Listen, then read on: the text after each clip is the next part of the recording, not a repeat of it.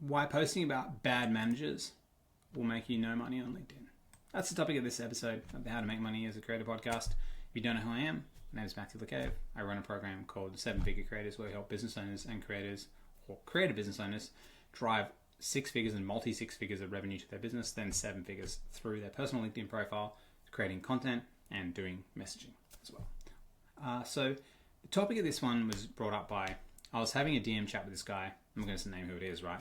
But they went and did they essentially transitioned out of their current role and they started their own leadership coaching company. And they did all of the courses, all of the LinkedIn courses and the programs, they paid thousands of dollars for them, right? And all these courses and programs, I'm not going to mention who they were, but the classic ones who you would think of, the ones which, show you how to get heaps of reach and engagement, the cheaper ones, more expensive ones, the ones where they'll tell you to hey, do this type of post on LinkedIn where it's a billboard and talk about how managers are bad and people deserve better, right? And you get thousands of likes for it, right? It's the big thing on LinkedIn right now. And the reason why it works, I'll tell you why this stuff works, is because 99% of the people on LinkedIn are people sitting on the toilet in their cubicles, at work, in their job, scrolling through LinkedIn and hating their life. And the reason they're scrolling LinkedIn is because when you're sitting on the toilet, you can't scroll through Instagram or Facebook because there's noise that will come out. So you're trying to be silent, right?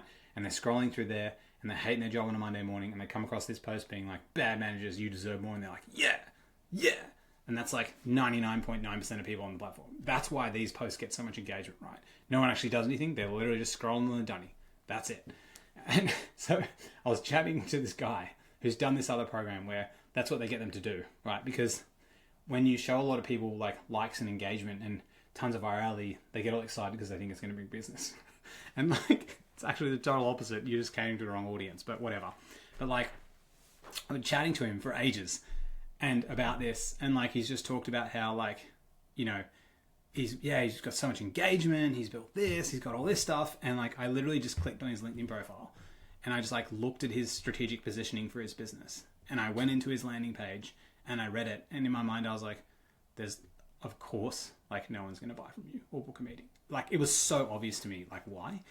And the problem is that people are making is they're trying to jump on the bandwagon of all these big creators who post about bad managers and workers' rights and I hired this person with no CV and they were amazing. Sure, it's all good, but the problem with that is when you post that stuff, you're just catering to the wrong audience and you're driving the wrong type of traffic. You're just talking about, you might be a mortgage broker and you talk about productivity. It's why are you doing that? And so he's done this. He spent thousands of dollars on these big name course creators and stuff like that, but all the fundamentals are missing. So for one, he's creating content about all this stuff that gets a lot of reach. But the problem is the way he's structured his offer, for one, is way too broad and not niche specific enough. He just says he does leadership for businesses, right? So for me, it's I look at that and I'm man, I would fix that in our program a second. You need to be you need to niche down, because if people think you can do everything, they assume you can do nothing. And if you say you only do one thing very, very specifically, they assume that you're going to do it well, right? Literally. I listened to there's a guy, Simon Squibb, this UK marketer, and he had this, I'll actually pull it up. I was watching this YouTube video with them yesterday with Simon Squibb and this other famous marketer, and that's exactly what I said. And I remember I was fuck me, I'm going to note that down. Where it was. I'm pulling it up now. It was Simon Squibb and Rory Sutherland. Really like that guy. Super good marketer. And Rory's he talks about how there's this thing, the psychology of how if you say you only do one thing, people assume you do it well. So when you're starting out, the best thing you can do is just say you only do one thing, and really specific, really niche, and that will actually attract more people as well. But people go for the opposite. They're I'm just going to work with all B2B companies. And you're if you just said, I work with B2B agencies in New York City who have 5 employees, and you're going through this problem right now, right? If you just said that, then these people, when they saw you, they'd be oh my God, you were made for me. Even though your service offering is exactly the same, right? So I instantly looked at his profile. I'm you will never get any leads ever because it's too generic. And you don't, but he thinks he has a self-inflated brand because he's been posting content with a billboard, which gets thousands of likes. But it doesn't even have him in it or nothing about him. So it's not actually building his brand at all. No one's actually associating this post with him. That's the problem. And so the big mistake people make is they post this stuff, which is platform specific. And there's ways that you can post billboard, bad manager stuff and drive leads. It's just, you can't do it the generic way. Like I do it myself, right? I talked about how I dropped out of school, then I couldn't pay attention, then I did this like very LinkedIn-y post, but I filtered it at the end to my RCP to drive people to my profile, right? So like the worst thing to do is just this generic jump on the bandwagon content. It doesn't do anything. And like I've got a client in our program who does 100K a month, and he works with engineering consultancies, helping them scale to $10 million in Australia. Super specific, right? He gets 5 likes a post, he makes 100K a month. Way more money than this guy. But people just associate likes with money. But the only people who are making money with the likes equal money thing are the people that sell the pyramid scheme of the likes equal money thing. That's the thing. Like, so they're like, literally, it's like the new age pyramid scheme. I'm going to show you how to get LinkedIn engagement. And then they talk about LinkedIn engagement, and other people comment on LinkedIn engagement, and they just keep talking about LinkedIn engagement, and it just keeps going. And so it's just this pyramid scheme trickling down where all the money flows to the top. So when you follow the person who has 850,000 followers and they get tons of engagement and they make all this money, I want to be like them. It's like they're the only ones making the money. That's the problem. And so it's like, it just filters all the way down. And so like the crazy thing is this guy's been in business for like a long time. And like, but he's made that mistake of just like jumping on this bandwagon, like what's working without thinking about logic and reason. And so like the big mistake is like jumping on these bandwagons and then not getting your strategic positioning done correct. And if you want to learn more about strategic positioning, one, jump in our program and work with me. I can tell you how to do it. Or if you would rather just learn yourself, listen to this book. I listened to the whole thing where I ran a marathon the other week as well. It's called Obviously Awesome by April Dunford. I listened to it 3.5 hours. She's a beast, like such a good marketer, and she talks about strategic positioning. Alex Hormozy talks about offers, right? Why your offer matters. But it's not actually the offer, it's the strategic positioning first. First it's your positioning, then it's your offer. And I'm going to write this down because I'm remembering this. It's your positioning, then it's your offer, then it's after that. Because with positioning, if you just say, I work with this very specific niche, right? Very specific, and I only help you do this one thing. So, for example, if I said, I help financial advisors in Sydney who've had their business for 3 to 5 years and who built their business predominantly off referrals and who are doing between $200,000 to $500,000 a year, and I help them go to $1 million a year by opening up LinkedIn as a lead generation source so they can triple their inbound leads in the next 3 months. If I said, and I do that through leveraging their existing networks and sending strategic DMs and connecting with 5,000 people a year. If I said that, right, and I made that my positioning statement, every single financial advisor would want to work with me. And I could charge them 10, 15 grand. And then I could build obviously the offer off that. But if I just strategically position myself as that, but the problem is it does the opposite of what the dopamine does on LinkedIn, because when you strategically position like that, you don't get as much engagement, right? And there are ways to boost engagement to do it, right? And you can but if you strategically position like that really well, right? Like if I was going to start again, that's what I would do. I'd just go after this extremely sub niche. I got a buddy who charges people $80,000 a year for his program. Like literally, I remember I was at a mastermind in Fiji a couple of months back, and there was a guy on stage, right, who was like super famous marketer, right? And he was talking about all this marketing stuff.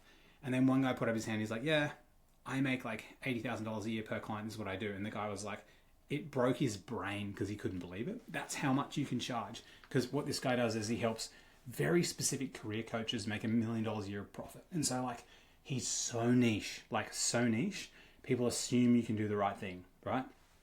But because of the actual strategic positioning, but what everyone gets wrong is like this guy who I'm talking to, he's just gone so broad. But when you sell the masses, when you sell everything, they assume you can do nothing. And it's the opposite of what the LinkedIn algorithm wants, because the LinkedIn algorithm wants you to push it to everyone. But like, I remember I was chatting to a guy who does lead generation. He just does lead generation, and you think it was freight companies. And so he said LinkedIn lead generation, the same as me, right? What we do. But he just said, I just do it for freight companies in the US. And he was like full with leads, because every freight company that saw his content was like, oh, you must be the freight guy. Even though fundamentally he does exactly the same thing. So the mistake everyone's making is they're like going so broad and they're going for this reach and engagement because it gets this dopamine hit. But like really you're just not jumping on the pyramid scheme of all the other people. Like there's I know specifically I'm not going to name names, but like there's a creator out there who's like who's up and coming, who's really, really big. And one of my friends is in their mastermind, and they're just a brilliant marketer. And he like showed me the school community of this person's mastermind, and they're all about reach and engagement. And they're like, here's how to make $1 million business from your laptop in 2 months because you deserve to and everyone should. It's like, fuck off, mate. Like, nobody can do that. You oversell to the bullshit. Like, super American, right? And then he's in his mastermind, and he's like, dude, like, got sold into it, like, about this growth and reach and all this kind of stuff. And he's like, man, I pay this much per year. And he's like, look at the school community feed. No one engages in it because it's like so broad. That's what they're teaching. That like it doesn't teach anything. So what you want to do is like you want to be strategically positioned well. Don't do the bad manager thing. Don't talk about that. Like there's a very specific subset of people that make money from that. It's like saying it's like doing the bad manager thing is like, I'm going to follow Alex Hormozi's content creation strategy that he does. It's like, no, mate. Like he's got a team of he spends $5 million a year in his media team, and he's got like long-term goals. For the average Joe starting out, you need to strategically position yourself in such a sub niche. And if you read that book, like you'll understand it. And even us, like you want to try and call the name of your thing, the name of the product that you have. So if you just called yourself lead generation for Australian financial advisors, if you just said that, right? Everyone would assume, well, that on LinkedIn, that's literally your business name. Then they wouldn't question what your product is. And then you'd immediately get people. And I'm using financial advisors just because I've been talking about them today. But guys, that's what everyone gets wrong. And if you just fix this one thing, yeah, sure, you ain't going to get the likes, but you're going to make money. And money is the thing that actually buys you time and buys you freedom. Likes and stuff just gets you dopamine. And there's so many creators on this like bandwagon of like wanting engagement. And I'm guilty of it as well. Like, I'm not going to lie, right? When I have a post that goes out and it gets really low engagement, even if I get a lot of leads, I feel down. Even though I know this in my mind. Like, I know it viscerally to the core because I track leads generated per post. But like, I know this viscerally to the core. But when I do a YouTube video, even if I get a few leads from it, people are like, fuck, this is the best video ever. If it does like a third of the views that the other ones did, it hits my ego. And I am telling you this, and I know it. You have to like act against the ego. That's the hard thing. You need to act against it. And I'm not saying bad manager posts are bad, right? Like we've got a client who he works in the diversity and inclusion space. He should be posting about diversity and inclusion, and he should be doing the billboard post to drive tons of traffic for diversity and inclusion, because that's a topic that he talks about, and that essentially like it's a very topical thing on LinkedIn, and he can strategically anchor that. But for most people, and he's also very, very niche, and he works with very specific clients, so it works for him. But for most people, it's not the bad managers, it's strategically positioning and getting it correct. Anyways, guys, hope you enjoy this ep. I like making this stuff, so if you give me 5 stars, it incentivizes me to make more. Catch ya.